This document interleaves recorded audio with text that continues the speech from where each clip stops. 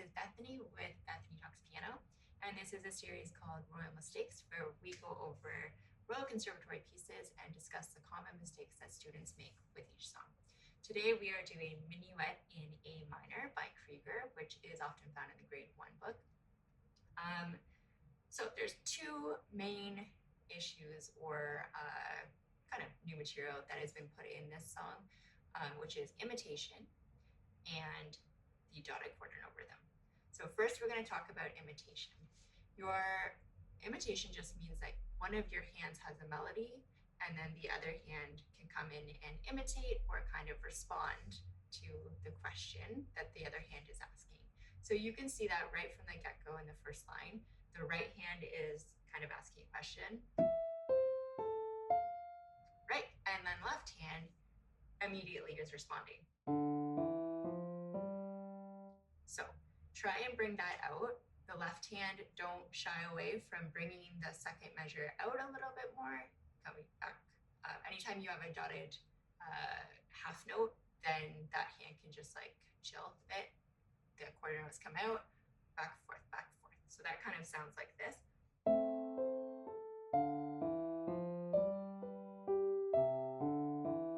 You can hear the fact that it's call and response. So that is issue number 1. Number 2 is difficult, and it is found almost every measure. Well, from line 2 forward, we have, well, not quite, but a lot. We have the dotted quarter note. So students, this is often some of the first times in grade 1 that you see the dotted rhythm figure. A quarter note is a full beat. We have beat 2 over here, and we are just taking half of this, which is the dot, and so it's now becoming a beat and a half. So remember that a full quarter note is counted 1 and, because we're thinking of the 8th note as well. So now we are counting this one as 1 and 2, the dot, 1 and 2. And then your 8th note is over here. So that's the other and of 2. 1 and 2 and, right? 1 and 2 and. If it helps, some students are a little bit, like me, I'm a little bit more by feel. So I think long, short, long, right? Hold and 2, right? Or sorry, 3 and 3. Yeah, so that rhythm is found often in this song. Try and get a feel for it counting, clapping, using metronome.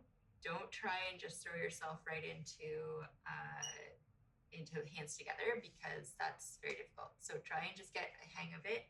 Then you put your right hand, right, getting used to the counting 1 and 2. Yeah, once you have a hang of that, I would highly advise tapping is next. So first step, count out rhythm, count or clap. Second step, play whichever hand has that rhythm and count out loud. Third step, tap to get the actual coordination between your hands. So let's take measure 5 for instance. I have, my right hand has the dotted quarter and 3 and my left hand just goes straight beat. 1, 2, 3. So tap it out on your lap. It's gonna go together, left, right, together. You have the and as well. So it goes 1, 2, and 3, and. When you're first doing it, I would highly advise just take out beat 3. 1, 2, and. Got it. 1, 2, and. Now you can add beat 3. 1, 2, and 3. Or together, left, right, together. And then your right hand now has the and of 3. Together, left, right, together, right. So do that for every measure that you have the dotted quarter. Get really used to that. Another issue, which is commonly used, especially in List A, List B pieces, is your left hand figure in measure 7. We have this, which again, we are moving in a lot of steps, and then this is now a full octave, which can be a bit of a stretch, pun intended, for some of the students. So as we do with any jump, get used to the hand movement before playing the notes. We are moving from all 5 fingers in a row, which finger 5 is on an A.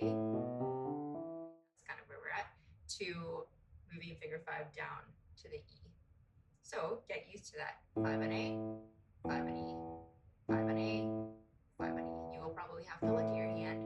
I just am a little more well acquainted with the piano, and then you can play it as written. Look at your hand.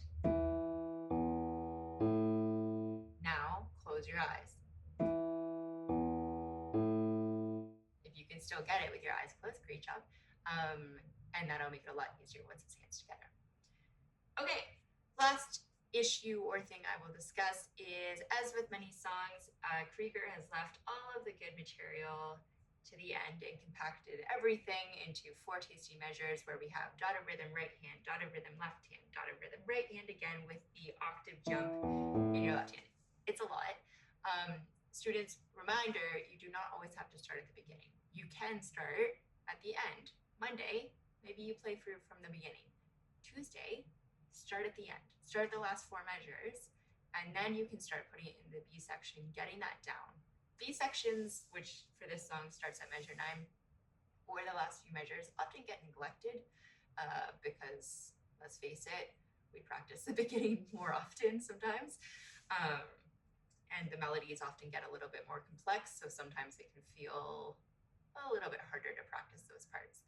So please don't neglect them, especially the last 4 measures. This is going to be this is the icing on the cake. This is the finale. This is where all of the good things are packed into one. So practicing the last 4 measures, same thing. Tap it out.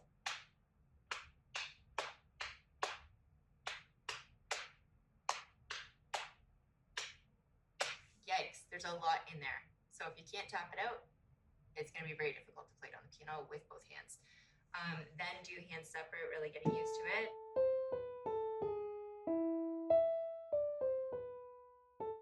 Making sure your rhythm is perfect and in line with the metronome if possible. And then putting hands together very slowly. So doing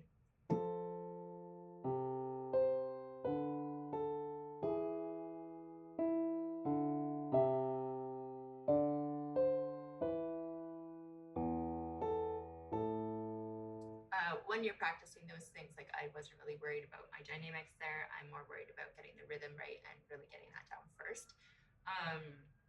Again, there's a lot of material there, so there's no shame in starting with the last 2 measures and getting that 3 times, not just once, because once can be luck, right? Speeding up for the video, but and then putting the measure before, right?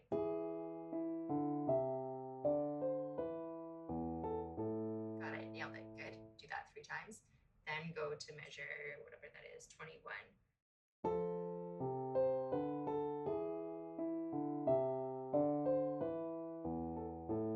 Right, and sometimes that's your whole day of practice. If you're practicing 10-15 minutes a day and you're kind of just starting out, or you have 3-4 songs and you're just doing a few minutes on each song, it's okay to just have 4 measures that is your work for that day. Please keep in mind, practice is not always just playing from start to end. Practice is finding the difficult spots and actually having the discipline to fix the mistakes so that you're saving yourself a lot of time later. Okay, that is all I'm going to cover for today. If you have any questions or there are any other big mistakes that you found when you're playing this song, please feel free to comment below. If you have any questions about it, I can also respond and help you learn more about how to practice properly and how to make Royal Conservatory feel a little bit easier for you. So this has been Royal Mistakes with Bethany Talks Piano, and we'll see you next time. Thanks for joining. Thank you for joining. Bye.